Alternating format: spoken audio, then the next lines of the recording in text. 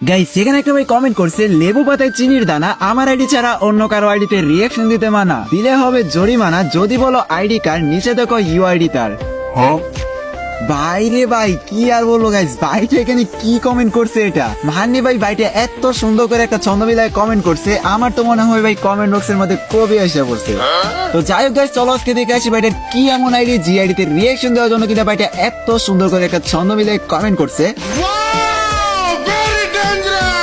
তো বেশি কথা বাইরে ভিডিওটা আর বেশি করবো না, দেরি চলো বাইরে এডিতে আমরা রিঅ্যাকশন দেওয়া শুরু করি। সো ফাইনালি কিন্তু গাইস তোমরা এখানে দেখতেই পারতেছো আর যার রিকোড আমরা কপি করে নিয়েছি, আর গাইস যখন যারা রিকোডটা দেখে আমরা এখানে সার্চ দিয়ে দিচ্ছি সাথে সাথে কিন্তু গাইস আমাদের সামনে একটা আইডি শো করতেছে। আর গাইস আমরা কিন্তু যখন এখানে আইডিতে প্রবেশ করি ও ভাই সাব অস্থির একটা অ্যানিমেশন দিয়ে আর ক্যারেক্টারটা আমাদের সামনে হাজির হয়ে গেল।